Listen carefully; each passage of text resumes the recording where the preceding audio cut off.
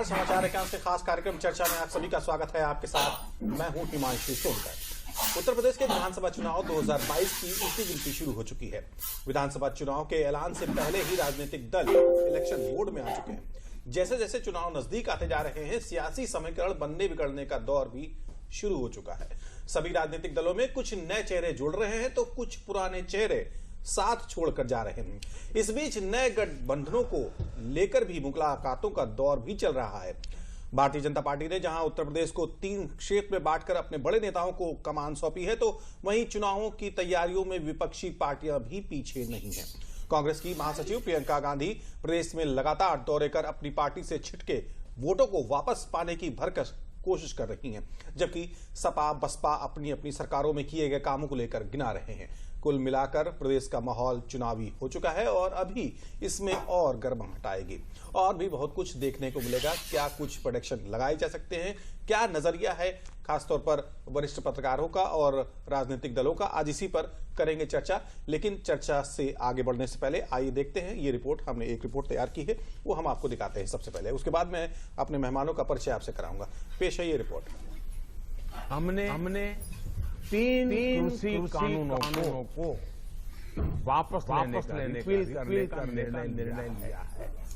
UP में तो हालत ऐसे बना दिए गए कि यहाँ सड़कों पर राह नहीं होती, राह चनी होती थी।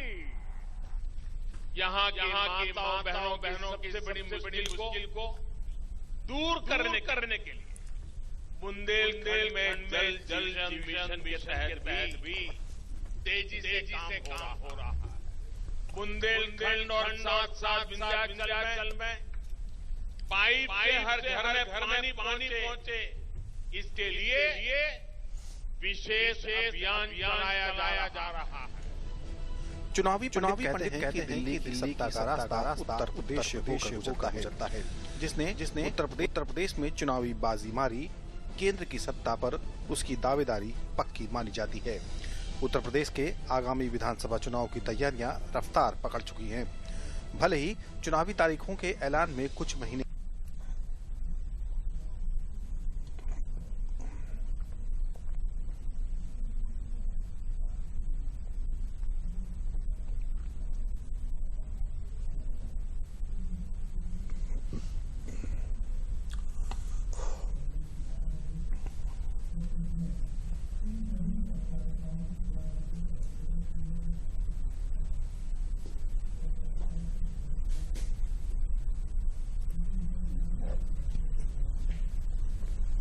पार्लियामेंट का सत्र आएगा और ये जो तीनों विधेयक लोकसभा राज्यसभा में पूर्व में पास हुए थे, इनको वहां पर बाकी जो प्रक्रिया वापस लेने की वहां पर पूरी कर दी जाएगी। उत्तर प्रदेश में योगी आदित्यनाथ की सरकार भी पीछे नहीं है। एक के बाद एक योगी सरकार ने कई विकास परियोजनाओं का लोकार्पण किया है, जिससे विकास के नाम पर जनता से वोट मांगे जा सके। पहले पूर्वांचल एक्सप्रेसवे का शुभारंभ, फिर बुंदेलखंड में हर घर जल परियोजना को जनता को समर्पित किया। फिर अब बारी है जेवर के इंटरनेशनल एयरपोर्ट की। 25 नवंबर को प्रधानमंत्री नोएडा इंटरनेशनल एयरपोर्ट का शिलान्यास करेंगे। विकास के एजेंडे से अलग भाजपा के राष्ट्रीय अध्यक्ष जेपी नड्डा लगातार उत्तर प्रदेश के दौरे पर हैं। वरिष्ठ नेताओं से लेकर बूथ कार्यकर्ताओं के साथ लगातार बैठकें कर रहे हैं। पहले गोरखपुर और फिर कानपुर में जेपी नड्डा ने कार्यकर्ताओं में जोश भर तैयारियों में लगने का आह्वान किया। मुख्यमंत्री योगी आदित्यनाथ सामाजिक सम्मेलन कर सभी समीकरण साथ लेना चाहते हैं। हम राष्ट्रवाद से प्रेरित हैं, वो परिवारवाद से प्रेरित हैं। हम राष्ट्रवाद से प्रेरित हैं, वो वंशवाद से प्रेरित हैं। हमारा सबका साथ, सबका विकास, सबका विश्वास, उनका खुद का विकास, अपने परिवार का विकास, अपने भाई ताऊ चाचे का विकास, अब तो चाचे का भी विकास छूट गया है। चुनाव नजदीक हैं तो देश की सबसे पुरानी राजनीतिक पार्टी कांग्रेस भी अपनी जमीन तलाश रही है। कांग्रेस की कोशिश न सिर्फ अपने कार्यकर्ताओं में जोश भरने की है, बल्कि जो वोट बैंक उससे छिटक चुका है उसे वापस कांग्रेस में लाने की तैयारी भी कर रही है। यही वजह है कि प्रियंका गांधी लगातार प्रदेश के दौरे कर रही हैं। प्रियंका गांधी केंद्र और प्रदेश सरकार पर सियासी हमले का कोई मौका नहीं चूकती हैं। उन्होंने वोटर्स को लुभाने के लिए अभी से कई वादे करने शुरू कर दिए हैं। अखिलेश यादव की अगुवाई में समाजवादी पार्टी कई जिलों में रथ यात्रा निकाल रही है। राष्ट्रीय लोकदल के साथ सपा का समझौता लगभग तय है, लेकिन चचा शिवपाल के साथ समझौता होगा या नहीं, इसको लेकर ऊहापोह बरकरार है। प्रदेश के पूर्व मुख्यमंत्री रहे अखिलेश यादव ने योगी सरकार पर आरोप लगाया है कि सपा सरकार में किए गए काम को भाजपा सरकार अपना काम बताकर उद्घाटन कर रही है। भारतीय जनता पार्टी ने जो फिल्मों में गाना चलता था, राम राम जपना पराया, वो पूरा मैं नहीं कह सकता हूं, लेकिन आप सब जानते हैं आज तक भी समाजवादी पार्टी के बनाए हुए कामों का ही उद्घाटन हो रहा है। बसपा की राष्ट्रीय अध्यक्ष मायावती भी खोई हुई जमीन तलाश रही हैं। पिछले कुछ चुनाव में बसपा का प्रदर्शन निराशाजनक रहा, लेकिन पिछली नाकामी को भुलाकर मायावती ने विधानसभा चुनाव की तैयारियां तेज कर दी हैं। सोशल इंजीनियरिंग के फॉर्मूले ने बसपा को 2007 में प्रदेश की सत्ता दिलाई थी। एक बार फिर मायावती ने अपने भरोसेमंद सतीश मिश्र को ब्राह्मण समाज को पार्टी से जोड़ने का काम सौंपा है। बसपा अध्यक्ष मायावती ने खुद भी लखनऊ में रैली कर अपनी ताकत का प्रदर्शन किया था। Bureau report, DD news, Lucknow. तो आइए चर्चा को आगे बढ़ाते हैं अपने मेहमानों के साथ। सबसे पहले मैं उनका परिचय आपसे करा दूं। हमारे साथ रहेंगे भारतीय जनता पार्टी के प्रवक्ता प्रशांत कुमार उमराव और साथ में रहेंगे कांग्रेस प्रवक्ता उमाशंकर पांडे, और आरएलडी से हैं हमारे साथ अनुपम मिश्रा जी, प्रवक्ता हैं आरएलडी के, और साथ में रहेंगे दो वरिष्ठ पत्रकार हमारे साथ स्टूडियो से हैं, आनंद कुमार राय और राजीव रंजन सिंह। आप दोनों सभी का आपका स्वागत है कार्यक्रम चर्चा में विशेष तौर पर। सर, मैं सबसे पहले अपने मेहमानों, स्टूडियो में मौजूद दो मेहमानों के साथ चर्चा स्वागत करूंगा, शुरुआत करूंगा। आनंद, आपसे मैं लेता हूं सवाल। मैं ये समझना चाहता हूं कि कौन सी पार्टी सबसे ज्यादा जमीनी पैठ बनाती हुई दिखाई दे रही है, खासतौर पर 2022 के विधानसभा चुनाव को? देखिए, इस बात से तो इनकार किया नहीं जा सकता है कि भारतीय जनता पार्टी सत्ता में है जी, और अपनी विकास योजनाओं को लेकर बूथ स्तर तक उसने अपनी पूरी ताकत झोंक दी है। भारतीय जनता पार्टी के जितने बड़े नेता हैं, मतलब इस तरह से कहिए कि बूथ अध्यक्ष से लेकर और राष्ट्रीय अध्यक्ष तक चुनावी समर में कूद पड़े हैं। लेकिन इस बात से इनकार नहीं किया जा सकता है कि बाकी सभी राजनीतिक दल इस चुनाव के बिगुल में अपनी अपनी शंखनाद करने के लिए आ गए हैं। वो सभी दल अपनी जोर आजमाइश कर रहे हैं। जो कभी नहीं आ पाते थे उन लोगों की भी सक्रियता बढ़ गई है। पर यह सही है कि सत्तारूढ़ भारतीय जनता पार्टी बूथ से लेकर और अपने राष्ट्रीय नेताओं को इस समर में आगे कर चुकी है। राजीव जी, आपसे लूंगा कि जाहिर सी बात है, प्रदेश में, देश में करीबन जो बूथ हैं उसमें 8.5 लाख बूथों, 10-10.5 लाख के आसपास के बूथ हैं।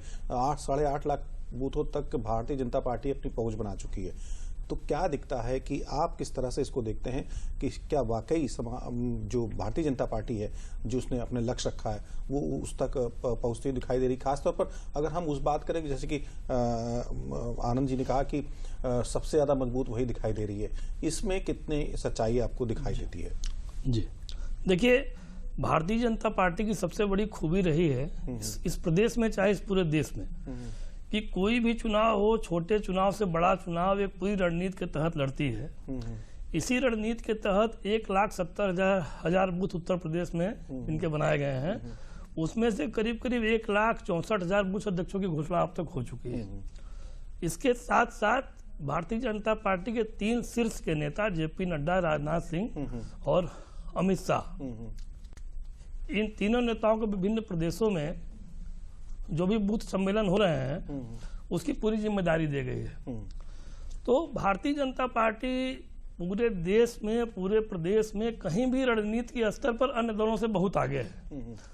अब साथ साथ जो अन्य दल हैं वो भी अपनी रणनीति बना रहे हैं, लेकिन आज के डेट में निश्चित तौर पर एज भारतीय जनता पार्टी को है, ऐसा मेरा मानना है। यानी बूथ स्तर पर पहुंचने वाली इकलौती पार्टी उसको माना जाए तो भारतीय जनता पार्टी है। खासतौर पर एक बार और कि ये तो बूथ लेवल की बात है, मैंने तो ये भी देखा है कि वो पन्ना प्रमुखों तक उन्होंने डिपोर्ट कर रखे हैं अपने। जी, उन्होंने एक नया अभियान शुरू किया। वैसे तो ये नारा पहले भी दिया था, लेकिन 2022 के विधानसभा चुनाव को लक्ष्य करते हुए भारतीय जनता पार्टी ने मतदाता सूची के एक पन्ना जो होता है उसका प्रभारी बनाना शुरू किया, और इसके लिए भी पार्टी के जो स्थानीय नेता हैं, मतलब बूथ स्तर के जो कार्यकर्ता और नेता हैं, उनसे लेकर और राष्ट्रीय नेताओं तक को पन्ना प्रमुख बनाया और एक नारा दिया, मैं हूं पन्ना प्रमुख। तो भारतीय जनता पार्टी इस तरह के प्रयोग करती रही है।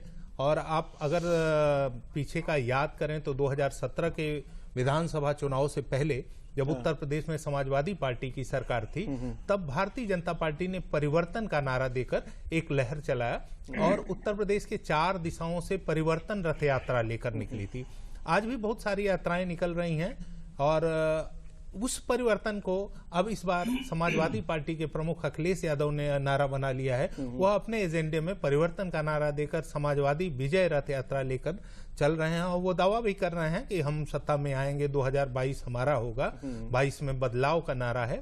पर आप जो बुनियादी बात कहना चाह रहे हैं कि इस संग्राम में, 2022 के महासंग्राम में, सभी राजनीतिक दल अपने अपने ढंग से अपने अपने दावे कर रहे हैं। बिल्कुल, तो अब ये देखता है कि किन पार्टियों के दावे कितने खरे उतरते हैं। हमारे साथ राजनीतिक दलों के प्रवक्ता भी मौजूद हैं। मैं चलूंगा प्रशांत के पास। प्रशांत, क्या आपको मेरी आवाज सुनाई दे रही है? जी, सुनाई दे रही है। प्रशांत, जाहिर तौर पर कि पार्टी सबसे ज्यादा मजबूत दिखाई दे रही है, किन मुद्दों को लेकर उतरेंगे? देखिए हिमांशु जी, वरिष्ठ पत्रकार महोदय ने बिल्कुल सही कहा है कि हमारा जो पार्टी का जो कैडर है पन्ना प्रमुख तक, पन्ना लेवल तक हो गया है और हमारा जो एजेंडा था पहले से विकास और हिंदुत्व दोनों मुद्दों को हम लेकर के साथ चल रहे हैं। जहां विकास के मामले में हमने उत्तर प्रदेश में काम किए हैं। आज पूर्वांचल एक्सप्रेसवे का उद्घाटन हुआ और बुंदेलखंड एक्सप्रेसवे लगभग 80% कंप्लीट हो गया, उसको भी हम अगले माह उद्घाटन करेंगे। 8 एयरपोर्ट उत्तर प्रदेश में बने हैं। कुशीनगर इंटरनेशनल एयरपोर्ट का उद्घाटन अभी किया, एयरपोर्ट का उद्घाटन कल माननीय प्रधानमंत्री जी द्वारा उसका शिलान्यास किया जा रहा है, उस पर भी काम तेजी से चल रहा है।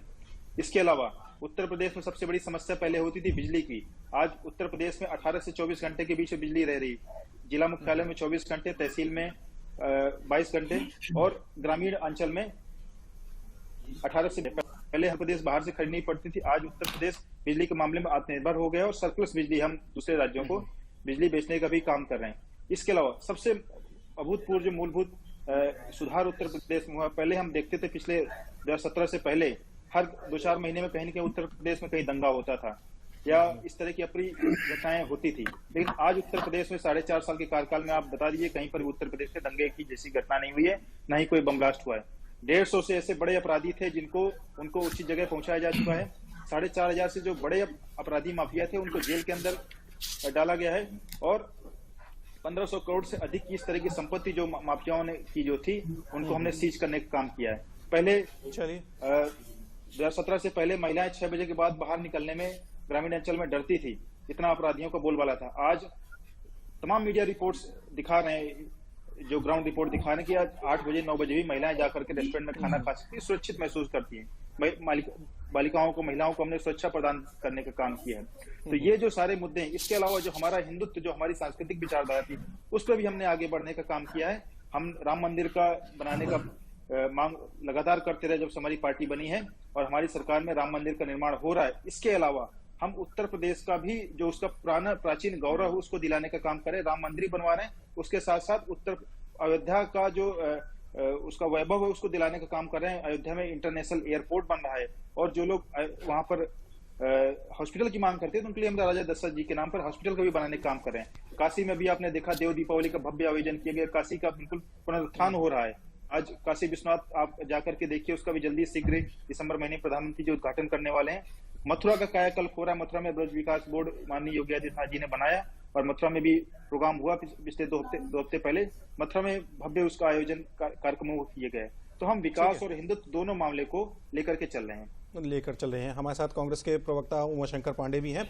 उमाशंकर, आपने सुना प्रशांत को, खासतौर पर मैं ये आपसे समझना चाहूंगा कि हालांकि ये सवाल मुझे समाजवादी पार्टी से लेना चाहिए, लेकिन उनके प्रवक्ता ने आना से मना कर दिया। लेकिन मैं आपके पास आऊंगा, मैं ये समझना चाहूंगा कि प्रियंका भी काफी जोर आजमाइश कर रही हैं, तो क्या लगता है कि जो ये कवायद चल रही है खासतौर पर प्रियंका की ओर से, आपको लगता है कि जो जनाधार आपके पास था वो वापस आएगा? जी हिमांशु जी, देखिए निश्चित रूप से जनता ही है, जनता ही सबको तय करती है, वही चुनती है। और पिछले 3 चुनावों को अगर देखा जाए, उसका विश्लेषण किया जाए हिमांशु जी, तो जनता इन लोगों से संतुष्ट नहीं रही। वो विकास की राजनीति को समझना चाह रही थी और उसी के लिए लोगों को चुनना भी चाह रही थी, जो उसने किया। आपने देखा कि 2007 में मायावती जी के पूर्ण बहुमत की सरकार उत्तर प्रदेश की जनता ने बनाई, 2012 में पूर्ण बहुमत की सरकार समाजवादी पार्टी की बनाई और 2017 में योगी जी की पूर्ण बहुमत की सरकार बनाई। ये तीनों सरकारें पूर्ण बहुमत की बनी और बदल गई, जनता ने अगले को चुन लिया। अब कांग्रेस पार्टी का नंबर है, क्योंकि जनता विकास की राजनीति को पसंद करती है। उत्तर प्रदेश जो विकास के मुद्दे पर पिछड़ गया है, और कैसे पिछड़ गया अगर विकास का ही मुद्दा अगर जनता पसंद करती तो कांग्रेस, समाजवादी पार्टी पिछली रही, उसने भी काफी विकास किया, बहुजन समाज पार्टी ने भी विकास किया, और भारतीय जनता पार्टी के अपने भी दावे हैं, उन्होंने भी विकास के दावे कर रहे हैं, आप देख भी रहे हैं। आपको लगता है कि वाकई क्या जनता विकास पे ही वोट करती है? देखिए हिमांशु जी, मैं अपनी बात पूरी कर लूं। अगर विकास पूरी कर लीजिए, मुद्दा नहीं होता, अगर हिंदुत्व मुद्दा होता, तो जाहिर सी बात है कि कल्याण सिंह के बाद सरकार बदलती ही नहीं। कल्याण सिंह जी कंटिन्यू मुख्यमंत्री रहते, उनके मुख्यमंत्री रहते मस्जिद गिरी थी तो वो कंटिन्यू करते। लेकिन आपको याद होगा हिमांशु जी, आपके दर्शकों को, 177 एमएलए थे जब कल्याण सिंह मुख्यमंत्री थे और उनको बर्खास्त किया गया था मस्जिद गिरने के बाद। और जब दूसरा चुनाव हुआ उसके जस्ट बाद, तो 1 सीट उनकी कम हो गई थी। ये डेटा चुन लीजिए। उत्तर प्रदेश की जनता बड़ी समझदार है। और मैं विकास के कुछ वादे अपने बता दूं। देखिए 33 साल 222 दिन उत्तर प्रदेश में कांग्रेस के मुख्यमंत्री रहे हैं, और आज 33 साल 300 दिन के लगभग गैर कांग्रेसी सरकारें हो गई। अब इनकी जरा तुलना कर दीजिए। हमने क्या बनाया? IIT कानपुर बनाया, IIT BHU बनाया, IIM लखनऊ बनाया, PGI लखनऊ बनाया, लाला लाजपत राय मेडिकल कॉलेज मेरठ, गणेश शंकर विद्यार्थी मेडिकल कॉलेज कानपुर, रानी लक्ष्मीबाई मेडिकल कॉलेज झांसी, आपका ये Aligarh medical college, Jawaharlal Nehru medical college, ये सब हमने बनाए। और विकास के उद्योग धंधों की बात कर लीजिए। हमने बनारस में डीजल इंजन का रेल कारखाना बनाया, जिसने पहली बार तंजानिया को भी डीजल इंजन सप्लाई किया, एक्सपोर्ट किया। हमने चीनी मिलें बनाई। इन 3 गैर सरकारी लोगों ने क्या किया? गैर कांग्रेसी सरकारों ने उन चीनी मिलों को बेच दिया। हमने नोएडा बनाया, जहां आप शायद बैठे होंगे। हमने साहिबाबाद बनाया, हमने सोनभद्र अनपरा बनाया, हमने सेल बनाया, फेल बनाया, गेल बनाया, हमने HAL दिया, हमने NTPC उत्तर प्रदेश को दिया, हमने नरौरा का परमाणु संयंत्र दिया, हमने मथुरा का रिफाइनरी दिया। मैं आपसे पूछूं, इसके अलावा मैं और जाऊं, हमने तो सहारनपुर में अगर इतना विकास अगर कांग्रेस ने किया है तो 33 साल क्यों बनाया? मुजफ्फरनगर को गन्ने जी ज्यादा हो गया क्या? मेरा सवाल ये है कि अगर इतना ही विकास हुआ था तो जनता ने आपको 33 साल सरकार से अलग क्यों रखा? ये बहुत सही आपने प्रश्न पूछा। मैंने तो कहा आपसे, मैं तो वहीं से हमने शुरुआत ही की थी। देखिए भारतीय कोई किसी से छिपा नहीं है कि हिंदुत्व का झूठा आडंबर लेकर आए और हिंदू धर्म को कहीं किनारे कर दिया। ये किसी से छिपा नहीं है। सलमान अंसारी जैसे ही माननीय सुप्रीम कोर्ट ने, जिसका सभी दलों ने स्वागत किया राम मंदिर का, क्या हिंदू, क्या मुसलमान, क्या सिख, ईसाई, सबने अयोध्या में मंदिर निर्माण के लिए सुप्रीम कोर्ट के आदेश का वेलकम किया। कहीं चू नहीं हुई। ये भारतीय जनता पार्टी को खल गई। मैं भारतीय जनता और सलमान अंसारी, सारे भाजपा के नेता BHP RSS वाले क्या बन गए? प्रॉपर्टी डीलर बन गए। एक सलमान अंसारी के पीछे पूरी भाजपा खड़ी हो गई। मैं लास्ट बात कह दूं हिमांशु जी, लास्ट बात। अभी हमारे भाजपा के साथी कह रहे थे देखा दंगे कहां हुए। अरे मेरे भाई, योगी आदित्यनाथ जी पर दंगे का मुकदमा है, केशव प्रसाद मौर्य पर दंगा भड़काने का मुकदमा है। जब ये महारथी सरकार में आ गए तो आगे आप समझ सकते हैं। ठीक है, जनता तो समझ मैं इस पे जवाब प्रशांत से लूंगा। प्रशांत, आप कुछ कहना चाहेंगे? तो आप स्क्रिप्ट लिखते हो। अब आपने उमाशंकर को सुना। प्रशांत, फिर भी मैं आपके लिए आंकड़ा दे दूं, 800 जातीय दंगे देखिए और 500 के लगभग सांप्रदायिक दंगे उत्तर प्रदेश में इन 450 साल। लगातार राम मंदिर को रोकने का प्रयास करती रही। कांग्रेस के नेता थे, पूर्व केंद्रीय मंत्री राष्ट्रवाद शासक जो वरिष्ठ वकील हैं, वो सुप्रीम कोर्ट में कहते रहे कि राम मंदिर की सुनवाई 2019 के चुनाव के बाद टाल दी जाए। ये वो लोग थे जो कहते थे राम का अस्तित्व नहीं है, राम सेतु को तोड़ दिया जाए। हमारी सरकार लगातार राम मंदिर के लिए प्रयास करती रही और अब ये लोग चुनावी हिंदू बनकर के मंदिर मंदिर घूम रहे हैं। ये कांग्रेस के नेता राशि दलवी थे जो कहते थे जय श्री राम बोलने वाले राक्षस होते हैं। इनके नेता सलमान खुर्शीद जी हिंदुत्व की तुलना ISIS और बोको हराम से करते हैं। कांग्रेस को लगातार हिंदुओं से नफरत रही है और वो ये जो नफरत है लगातार दिखाने का प्रयास कर रहे हैं। आज अगर भाजपा सरकार में राम मंदिर का निर्माण हो रहा है, इनको समस्या हो रही है, ऐसे इनको जवाब देना चाहिए कि इनके नेता क्यों राम मंदिर का लगातार। प्रशांत, हमारे साथ एक और राजनीतिक दल के प्रवक्ता मौजूद हैं, अनुपम मिश्रा जी हैं। अनुपम, मैं एक सवाल समझना चाहूंगा। हालांकि समाजवादी पार्टी के साथ अब लगभग गठबंधन तय हो चुका है, तो मान लें कि हाँ आपने जमीनी अपनी जो रणनीति थी वो तैयार कर ली है, समाजवादी पार्टी के साथ जा रहे हैं। हालांकि अभी टिकटों को लेकर के कोई खुलासा नहीं हुआ, करना चाहेंगे? अनुपम जी, बहुत बहुत धन्यवाद आपका। बिल्कुल हमारी बातचीत प्रारंभिक दौर से आगे निकल चुकी है और हमें लगता है कि शीघ्र ही हम इस बारे में घोषणा भी करेंगे। और मैं आपके दोनों ही राजनीतिक दलों के विद्वान प्रवक्ताओं को सुन रहा था और मुझे सुन के उसमें 2-3 बातें बड़ी स्पष्ट लगी। एक तो भारतीय जनता पार्टी के प्रवक्ता जी कह रहे थे कि उन्होंने उद्घाटन और शिलान्यास किया है, लेकिन वो बताना भूल गए कि उसमें से उनका स्वयं का निर्माण कितना है। दूसरी बात यह है कि मुझे लगता है कोई भी राजनीतिक दल जो सत्ता में लंबे समय तक रहे उसको अपनी उपलब्धियों पे बात करनी चाहिए कि उसने क्या विकास किया। बेरोजगारी के मुद्दे पे बात नहीं करते हैं, शिक्षा पे बात नहीं करते हैं, स्वास्थ्य पे बात नहीं करते हैं, राम मंदिर पे बात करते हैं, हिंदू बात करते हैं। तो मुझे जितना लगता है कि ये जो हिंदुत्व की कहीं पे भी परिभाषा नहीं बता पाते हैं। हिंदू सुप्रीम कोर्ट ने भी, सर्वोच्च न्यायालय ने भी कहा था कि हिंदुइज्म जो है वो वे ऑफ लाइफ है, उसको कंफ्यूज ना करें जिस तरीके से राजनीतिक रूप से ये लोग लेते हैं। इस समय हमारा देश जो है उसको बहुत तीव्र विकास की आवश्यकता है। हमारे यहाँ सर्वाधिक आबादी वाले हम 2 देशों में से एक हैं और हमारे यहाँ बेरोजगारी, भूखमरी, गरीबी, अशिक्षा और स्वास्थ्य जैसी महत्वपूर्ण समस्याएं हैं।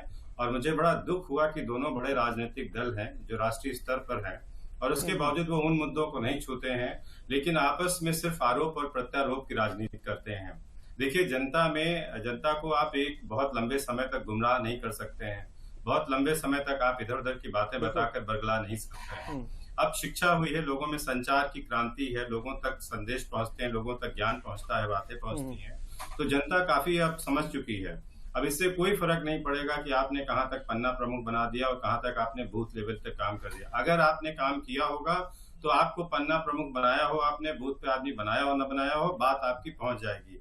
आज हिंदुस्तान में हमारी बात आप ये देखिए कि कोल्ड ड्रिंक्स और पिज्जा गांव-गांव पहुंच रहे हैं, अमेजॉन और जोमेटो गांव-गांव पहुंच के डिलीवरी कर रहे हैं। अब वो समय गया, ये सब राजनीतिक बातें अलग हो गई। बात जो मुख्य है वो इन दोनों राजनीतिक दलों के ऊपर भी, हम सब के ऊपर सामूहिक रूप से भी है कि हमने आखिर शिक्षा, स्वास्थ्य और रोजगार के लिए क्या किया। उसका कोई आंकड़ा मैंने सुना नहीं दे पाए। आपने बनाया, उन्होंने बेचा, अब तो सिर्फ 2 बातें हो रही हैं। नहीं, मैं आप बात हो जाने दीजिए, आपकी बात भी सुनी जाएगी। मुझे लगता है कि जो महत्वपूर्ण समस्या है कि हिंदुस्तान में इस समय जब जमीन पर किसान आंदोलित थे, नौजवान आंदोलित है, उस समय उनकी बात नहीं सुनी गई। लोग मरते रहे, जाड़ा हो, गर्मी हो, बरसात हो, सड़क पर देश का अन्नदाता पड़ा रहा, आपको समझ नहीं आया। ये जितनी छटपटाहट है, ये जितनी बड़ी बातें, बड़े बड़े, आपको अगर एक प्रदेश के चुनाव के लिए 3 बड़े बड़े आपको पदाधिकारी जो राष्ट्रीय गृह मंत्री, रक्षा मंत्री और पार्टी का अध्यक्ष और प्रधानमंत्री लगाना पड़े, तो इससे साफ स्वयं संदेश जनता तक जाता है कि आपने काम क्या किया है। अदरवाइज आपको इसकी जरूरत नहीं पड़ती। ठीक है, जरूरत इस आपको मैं एक मिनट खत्म कर लूं। आपने जिन कृषि कानूनों की बात की, पहले आपकी पार्टी का हर प्रवक्ता, हर आदमी ने खुल के कहा कि ये कानून जो है किसानों के हित में है, देश के हित में है। आज आप उन्हीं किसानों से अगर हाथ जोड़ करके माफी मांग रहे हो किसानों को और उन काले कानूनों को आप वापस ले रहे हैं, मुझे नहीं पता है कि ऐसे कितनी चीजें आपने थोपी जो आप मुझे एक अपनी बात नहीं बता सकते। आपने जीएसटी किया, उस पे भी आप बैकफुट पे हैं। आपने डिमोनेटाइजेशन किया, उस पे भी आप बैकफुट पे हैं। आज तक आप नहीं बता पाए कि उससे कितना काला धन और सफेद धन के बीच का आप अंतर दे पाए। तो मुझे ये कहना है कि इन बातों पे नहीं, हम सब लोग राजनीतिक दल हैं, हमारी नैतिक और सामूहिक रूप से जिम्मेदारी बनती है कि हम देश और प्रदेश की जनता की खुशहाली का मार्ग प्रशस्त करें, ना कि आरोप प्रत्यारोप लगाएं कि मैंने राम मंदिर बनाया, आपने कोई राम मंदिर नहीं बनाया। सर्वोच्च न्यायालय का यदि आदेश ना था, आप कुछ नहीं करते। इलेक्शन से पहले आप सिर्फ यही कहते आए आज तक कि जिस दिन हमारी बहुमत की सरकार बनेगी हम उस दिन राम मंदिर बना देंगे। आपने बार बार बहुमत की सरकार बनाई, आप कोई राम मंदिर नहीं बना पाए। लेकिन जब सर्वोच्च न्यायालय का निर्णय आ गया, चूंकि वो न्यायकारी सर्वोच्च संस्था है, इसलिए सभी ने उसको स्वीकार किया।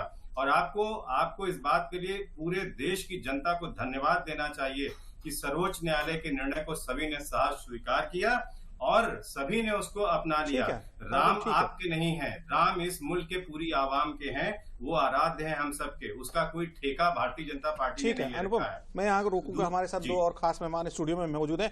मैं रहूंगा आनंद राय के पास। आनंद, जिस तरह से आपने देखा कि तीनों राजनीतिक दलों ने अपनी अपनी बातें कही, अपने अपने विकास कार्यों को गिनाया। मैं अगर आप काफी समय से पत्रकारिता में, मैं भी देखा, मैंने 3 चुनाव पिछले विधानसभा के देखे, सभी पार्टियों ने लगभग उन्होंने विकास तो किया, लेकिन चुनाव में पता नहीं ऐसा क्या होता है कि लोग विकास के मुद्दे पर चुनाव ना करके दूसरे मुद्दों पर चुनाव करते हैं और सरकारें बदल जाती हैं। बिल्कुल। देखिए, ये एक ट्रेंड शायद बना हुआ है। क्या आप इस चुनाव में भी इस तरह का कुछ ऐसा एहसास या प्रेडिक्शन नजर आता है इसको लेकर? देखिए, एक चीज साफ तौर पर देखी जा रही है और आप महसूस कर रहे होंगे, विकास का मुद्दा है और विकास योजनाओं को भारतीय जनता पार्टी प्राथमिकता देकर अपने उद्घाटन और शिलान्यास कर रही है। और मुख्य विपक्षी पार्टी राज्य की अखिलेश यादव की समाजवादी पार्टी, उसके नेता और विशेष रूप से अखिलेश यादव खुद उन कार्यों में, बहुत सारे कार्यों को अपना बता के ये नोकझोंक रोज चल रही है।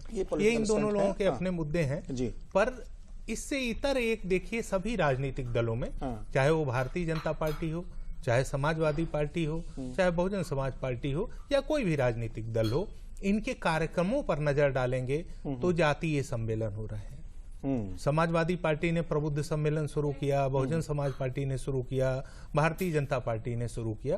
और भारतीय जनता पार्टी ने तो बाकायदा इस राज्य में जितनी प्रमुख जातियां हैं उन जातियों का अलग अलग सम्मेलन किया। और मायावती ने तो एक दिन कहा भी कि जब हमने शुरू कर दिया सम्मेलन तो लोग उसकी नकल कर रहे हैं। उन्होंने सतीश मिश्रा को भेजकर अयोध्या से प्रबुद्ध सम्मेलन की शुरुआत कराई थी। तो इस तरह के सम्मेलन अगर हो रहे हैं और जातियों की गोलबंदी राजनीतिक दल कर रहे हैं तो कहीं ना कहीं एक खटका पैदा होता है।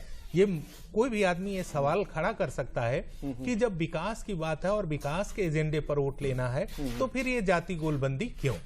तो जाहिरा तौर पर उत्तर प्रदेश ने बहुत सारे हालात देखे हैं। और अगर आप एक बार देखें तो मंदिर आंदोलन हुआ, मंदिर आंदोलन के तुरंत बाद मंडल का एक मामला आया, मंडल के मुद्दे को लेकर राजनीति गरमाई, मंडल के मुद्दे के बाद कमंडल माने मंदिर का मुद्दा गरमाया।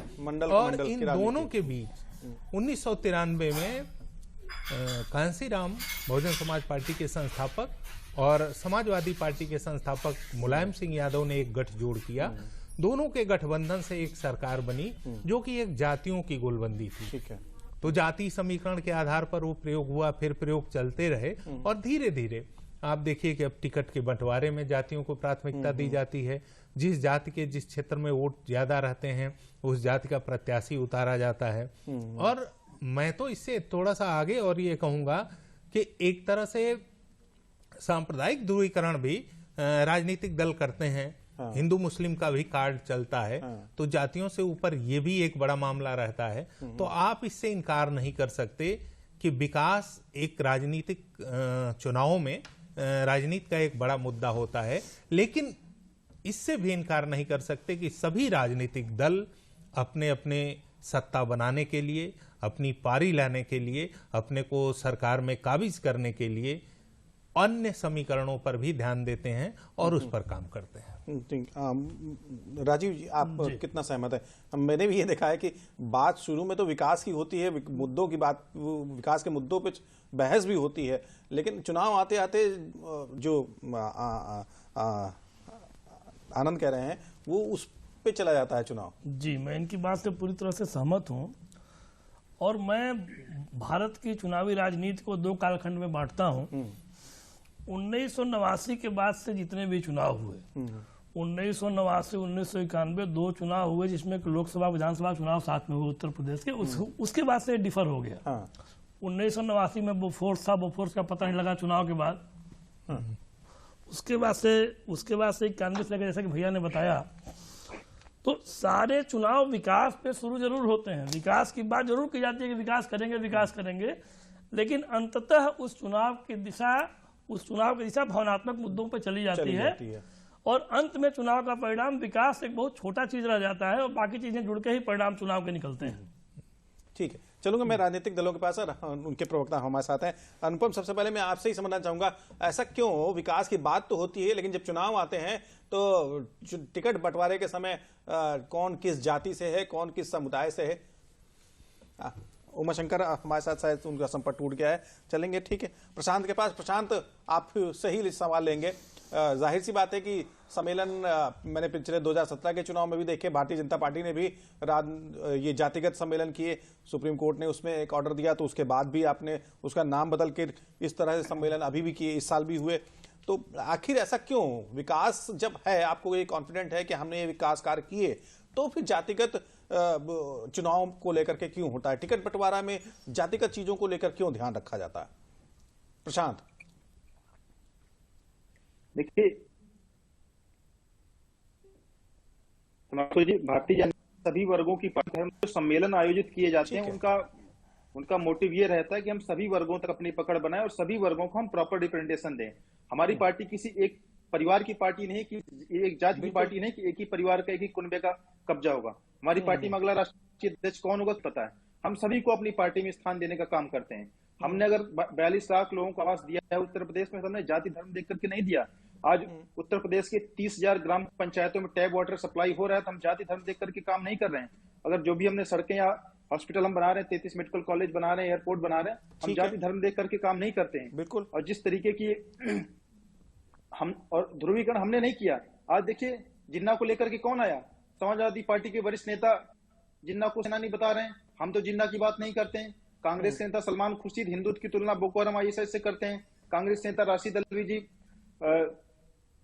जैसे वालों को राक्षस कहते हैं और कांग्रेस का शीर्ष नेतृत्व तो 10 जनपद उनकी कभी आलोचना नहीं करता। इसका मतलब कि उनको 10 जनपद से स्वीकृति इस बात की। हम तो कभी नहीं कहते कि हमें केवल हिंदू दे या वोट दे। आज समाजवादी पार्टी का गठबंधन ओवैसी ने बोला है, मुख्तार अंसारी समाजवादी पार्टी से चुनाव लड़ने जा रहे हैं। तो ध्रुवीकरण कौन लोग कर रहे हैं? हम तो ध्रुवीकरण नहीं कर रहे, हम सभी करते हैं। हमारे प्रधानमंत्री जी का नारा सबका विकास, विश्वास। और दूसरी शांत का संपर्क हमसे टूट रहा है, कनेक्शन की दिक्कत है, गलत बता रहे हैं। मैं चलूंगा उमाशंकर के पास। उमाशंकर, आपने सुना उनको नहीं क्या कहा और हमारे पैनलिस्टों ने जो कहा, आखिर जातिगत राजनीति क्यों, किस जरूरत है? अगर आपने इतना विकास किया है तो जातिगत सम्मेलन और जातिगत टिकटों को बंटवारा जातिगत आधार पर क्यों? देखिए हिमांशु जी, प्रियंका गांधी जी पिछले 2 सालों से उत्तर प्रदेश में सक्रिय रही और उनके कार्यक्रम देखिए आप। जब वो उम्भा जाती है, वहां अत्याचार होता है तो आदिवासी समूह के लोग होते हैं, लेकिन क्या उनकी जाति देखकर प्रियंका गांधी जी वहां पर गई? अगर आप ऐसे करेंगे तो समाज का कोई वर्ग नहीं छूटा उत्तर प्रदेश में जिस पर इस सरकार में अत्याचार नहीं हुए और प्रियंका गांधी जी गई नहीं। उन्नाव में कौन सी जाति थी? और ये लखीमपुर में जिस महिला का पंचायत चुनाव में वस्त्रहरण हुआ, फिर उसकी क्या जाति थी? लखीमपुर में जिनके ऊपर गृह राज्य मंत्री की नाम की गाड़ी चढ़ा दी जाती है, फिर वो लोग कौन थे? फिर वो गोरखपुर में जिस मनीष गुप्ता को पीट कर मार दिया गया, उनका क्या नाम था? फिर वो इंद्रकांत त्रिपाठी जिनको मणिलाल पाटीदार ने मरने के लिए मजबूर कर दिया, फिर उनका क्या नाम था, फिर हाथरस की बेटी का क्या जाति था। ये जहां कहीं आप अत्याचार करोगे, प्रियंका गांधी जी, कांग्रेस पार्टी वहां दिखाई देगी। पूरे उत्तर प्रदेश में 4.5 सालों में जिस तरीके का गुंडा राज कायम है कि जनता के आंखों से चौतरफा आंसू गिर रहे हैं, जिसको अपनी हथेली पर थामने का काम कांग्रेस पार्टी और प्रियंका गांधी जी कर रही है। अगर इनको बुरा लग रहा है तो लगे, कांग्रेस पार्टी इसी का नाम है। आपने महंगाई इतनी बढ़ा दी कि लोगों की थाली से प्याज, टमाटर और दालें गायब हो गई। लोगों को खाने के निवाले नहीं मिल पा रहे हैं। आपने कानून व्यवस्था ऐसा बना दिया कि व्यापारी अगर कानपुर से गोरखपुर जाता है तो इनकी पुलिस ही पीट पीट के मार देती है। लखनऊ में विवेक तिवारी को इनकी पुलिस ने पीट पीट के मार दिया। इतना मनोबल पुलिस का क्यों बढ़ गया कि पुलिस गैंगस्टर की तरह काम कर रही है। किसी बेरोजगारी 45 सालों में रिकॉर्ड था और ये कोरोना के पहले था। कोरोना में जो त्रासदी हुई वो सबने देखा। आज भी राहुल गांधी जी ने उसका जिक्र किया। ये जो आप एक प्रचार प्रसार के माध्यम से जनता के प्रमुख मुद्दों को झुटला कर आप ये बताने की कोशिश कर रहे हैं राम राज्य है, तो फिर आप कांग्रेस पर ये आरोप नहीं लगा सकते कि प्रियंका गांधी जी उम्भा क्यों जाती हैं। सोनभद्र वो उम्भा पहुंच गई, हाथरस पहुंच गई, उन्नाव पहुंच गई, शाहजहांपुर पहुंच गई। आपने ऐसा माहौल बना दिया है महाराज कि उत्तर प्रदेश की जनता सुरक्षित नहीं है और आप हम पर आरोप लगाएंगे। हमने इस प्रदेश के लोगों का भला करने के लिए प्रियंका गांधी जी के नेतृत्व में प्रतिज्ञाएं ली हैं। प्रियंका शंकर, विपक्ष का एक ये आरोप रहता है, खासतौर पर उत्तर प्रदेश में प्रियंका जब दौरे पे रहती हैं तो ये कहते हैं कि वो पॉलिटिकल टूरिज्म के उस पे हैं। हिमांशु जी, बड़ा मजेदार प्रश्न है। नरेंद्र दामोदर दास मोदी जी उत्तर प्रदेश के वाराणसी के दूसरी बार सांसद हैं। कोरोना काल में 8 महीने दिया लेके हम लोग ढूंढते रहे, वो अमित शाह वाली दूरबीन दिखाई नहीं दिए। कोरोना में पूरा उत्तर प्रदेश तो छोड़ दीजिए, बनारस के लोग कोरोना में ऑक्सीजन की कमी से मरते रहे, त्राहिमाम करते रहे और गंगा मैया का बेटा दिखाई नहीं दिया। और प्रियंका गांधी जी तो यहाँ रहती है, कॉल हाउस में रहती है, जिसको देखना हो जाके देख ले। प्रियंका जी कभी कभी दिल्ली जाती है तो इनकी पेट में इनके दर्द होने लगता है, पीड़ा होने लगता है, लेकिन गंगा मैया का वो जो बेटा था ठीक है। दिखाई नहीं उमा शंकर, मैं प्रशांत के पास चलूंगा। प्रशांत, आपने सुना उमा शंकर को, क्या कहना चाहेंगे? देखिए हिमांशु जी, उत्तर प्रदेश में अगर महिलाओं पर सबसे अधिक अत्याचार हो रहा है, अगर देश में कहीं पर अत्याचार हो रहा है तो राजस्थान में हो रहा है। एनसीआरबी के आंकड़े कहते हैं पिछले साल 2020 में 2000 से अधिक 2020 में रेप के केसेस सबसे अधिक राजस्थान में हुए। राजस्थान में थानों पे रेप हो रहा है। अगर कोई महिला अपने किसी दूसरे मामले की शिकायत करे, उनको पूरा कर लेने दीजिए। सुन लीजिए उमा शंकर, उनको पूरा कर ले दीजिए। ठीक है। अगर कोई राजस्थान में महिला शिकायत करने जाती है तो डीसीपी और एसएचओ ही रेप करते हैं। स्कूल टीचर छात्राओं के साथ रेप कर रहे हैं और कोई सुनवाई नहीं हो रही। आज उनके परिवहन मंत्री कहते हैं कि हम सड़कें कैटरिंग कैब की तरह बनाएंगे। आज सबसे ज्यादा महिलाओं पे अत्याचार हो रहा है तो राजस्थान होता है, लेकिन प्रियंका वाड्रा जी को राजस्थान नहीं दिखता है। वो राजनीति करने के लिए उत्तर प्रदेश आती है। उनके मुख्यमंत्री कैलाश गहलोत जी स्वयं कहते हैं कि हमारी वहां सरकार नहीं है, इसलिए हम जाते हैं। यानी कि कैलाश गहलोत जी स्वीकार करते हैं कि प्रियंका वाड्रा जी उत्तर प्रदेश में राजनीति करने जाती है। और आज कोविड का देख लीजिए, उत्तर प्रदेश 24 करोड़ की जनसंख्या वाला राज्य है। आज के आंकड़े हैं केवल 94 एक्टिव केस हैं उत्तर प्रदेश में। 40 से अधिक जिलों में नहीं है। आज 24 करोड़ में से 18 करोड़ एलिजिबल पॉपुलेशन है, उससे 15 करोड़ लोगों को वैक्सीन लग चुकी है उत्तर प्रदेश में। और आप केरला और महाराष्ट्र के आंकड़े निकाल के देख लीजिए। केरला में डेली 5000 एक्टिव केसेज आ रहे हैं, महाराष्ट्र में 1000 एक्टिव केसेज आ रहे हैं। तो जो मैनेजमेंट उत्तर प्रदेश ने कोविड में किया गया है और जिसकी तारीफ विदेशी संस्थाओं से लेके आईटी ने किया, आईटी हमारी संस्था नहीं है, आईटी पर संस्था कर रही कि उत्तर प्रदेश में सबसे अधिक कोविड मैनेजमेंट किया गया। आज 33 मेडिकल कॉलेज बन रहे हैं, रायबरेली और वहां पर गोरखपुर में एम्स बन रहा है हमने, और लखनऊ में अटल बिहारी वाजपेयी चिकित्सा संस्थान बन रहा है।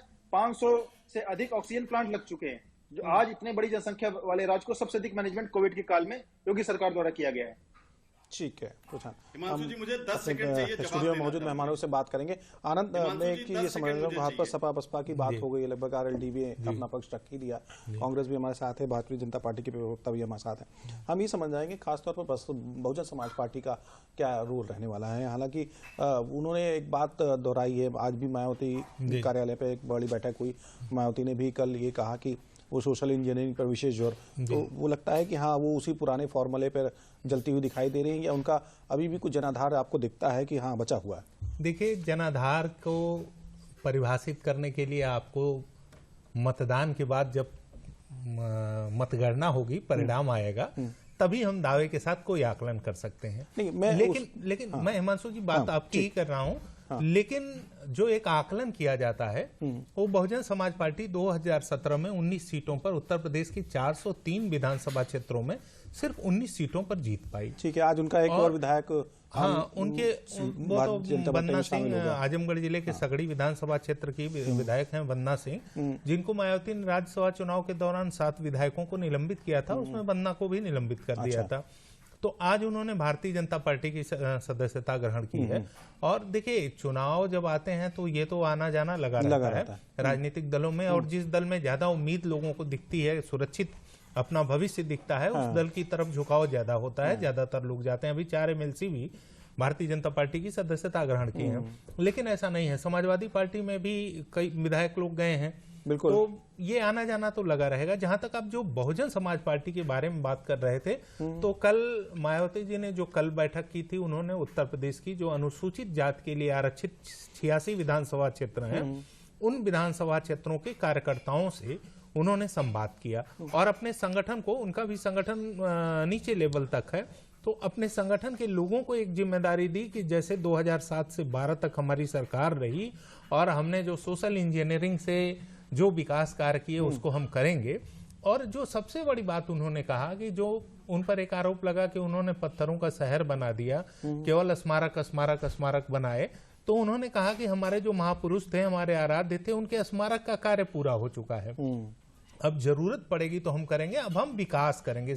अब उन्होंने समग्र विकास का नारा दिया है। दूसरी बात, उन्होंने उसी के साथ सतीश मिश्रा को एक जिम्मेदारी दे दी जो भाईचारा के नाम पर उन्होंने ब्राह्मणों को साधने के लिए, वही जो जाति की बात मैं पहले कर रहा था, उसी जाति के बिंदु पर मैं आ रहा हूं कि बहुजन समाज पार्टी ने भी उसी जाति एजेंडे को ही जोड़ा है। और अब वो सीट दर सीट एक अपना समीकरण खड़ा कर रही हैं, और इस चुनाव में कोई ऐसा दल नहीं है जो कि सीट दर सीट समीकरण ना खड़ा कर रहा हो। मैं आपके सवाल से भी आगे अगर जाके बात करूं तो गठबंधन शुरू हो गए हैं, छोटे छोटे दलों को लेकर गठबंधन कर रहे हैं लोग। भारतीय जनता पार्टी ने अपना दल से सोनेलाल से गठबंधन किया, भारतीय जनता पार्टी ने निषाद पार्टी से गठबंधन किया, 2 उनके गठबंधन तो आपके सामने हैं। अभी उनकी और भी दलों से बातचीत चल रही है, जैसा कि उनके नेता कह रहे हैं। कुछ छोटे छोटे दलों ने उनको और भी जाके समर्थन दिया है, बिना शर्त दिया है। समाजवादी पार्टी ने रालोद से, जैसे कि आप बात कर रहे थे, रालोद से उनकी बात चल रही है। समाजवादी पार्टी ने जनवादी पार्टी से गठबंधन कर लिया है, समाजवादी पार्टी ने महान दल से गठबंधन कर लिया है। ये सब छोटे छोटे दल हैं, % में इनको वोट मिलते हैं, लेकिन जातीय समीकरण के लिहाज से ये कहीं ना कहीं अपने एक जातियों के छत्रप होते हैं, तो वो समीकरण खड़ा कर रहे हैं। इस बीच आम आदमी पार्टी के जो उत्तर प्रदेश के प्रभारी हैं संजय सिंह, आज अखिलेश यादव से मिले हैं, और अपना दल का एक धड़ा, जो अपना दल का गुट की पहले अध्यक्ष थी, अपना दल की सोनेलाल पटेल की पत्नी कृष्णा पटेल जी, वो आज जाके अखिलेश से मिली हैं। उन्होंने पत्रकारों से कहा कि हमारा गठबंधन तय हो चुका है। अखिलेश से कल जयंत चौधरी की मुलाकात हुई तो राष्ट्रीय लोक दल के गठबंधन का भी ऐलान हो चुका है। तो राजनीतिक दल अब गठजोड़ पर लगे हैं। गठजोड़ के जरिए सभी अपने अपने सीटों को सुरक्षित करने के लिए और अपना लक्ष्य हासिल करने के लिए चल रहे हैं। भारतीय जनता पार्टी कह रही है कि हम 300 से ज्यादा सीटें जीतेंगे, अखिलेश यादव कह रहे हैं कि हम 400 सीटें जीतेंगे। ये तो सबके अपने दावे हैं, सिलसिले चल रहे हैं, दावे चल रहे हैं, लेकिन जो किसका कितना जनाधार है यह तो विधानसभा चुनाव के बाद, मतगणना होने के बाद ही पता चलेगा कि कौन कितने पानी में है। ठीक है राजीव, मैं एक से सवाल आप सुनूंगा, खासतौर पर बसपा से संबंधित ये सवाल है। भारतीय जनता पार्टी में अभी मैंने एक चीज नोटिस की है, खासतौर पर उत्तराखंड की जो राज्यपाल रही हैं बेबी रानी मौर्य, कानपुर से आती हैं और वो जाटो समाज से भी हैं। क्या लगता है कि राज्यपाल बनाना, फिर उसके बाद उनको सक्रिय राजनीति में वापस लाना, राष्ट्रीय उपाध्यक्ष बनाना, और एक मैंने प्रदेश में भी जो देखे एक होर्डिंग्स का दौर चला, मैंने देखा कि उनको प्रमुखता दी जा रही है, खासतौर पर उनके नाम के आगे जाटव शब्द जोड़ा जा रहा है। तो ये कहीं कहीं दिखाता है कि हाँ, भारतीय जनता पार्टी मायावती का ऑप्शन बना रही है, खासतौर पर बेबी रानी मौर्य को एस्टेब्लिश करने के लिए। अब देखिए, उत्तर प्रदेश की राजनीति में उत्तर प्रदेश का जो दलित समीकरण है वो आज भी मायावती के साथ है। चाहे मायावती को कोई कितना भी कमजोर आंक ले, हम लोग भी आंकते हैं, लेकिन मायावती के पास दलितों का समीकरण आज भी उनके साथ है। 18-19% वोट जो भी है वो उनको मिलता ही मिलता है, चाहे सीटें जो मिले उनको। ठीक है। अब भाजपा की जो सोच है कि बेबी रानी मौर्य को लाकर उनके पैरेलल खड़ा करना, तो आगे चल के हमारे ख्याल से इस चुनाव में बहुत प्रभाव उसका नहीं पड़ने जा रहा है। लेकिन इस चुनाव में बसपा की क्या स्थिति होगी, जो मतगणना के बाद स्पष्ट होगी।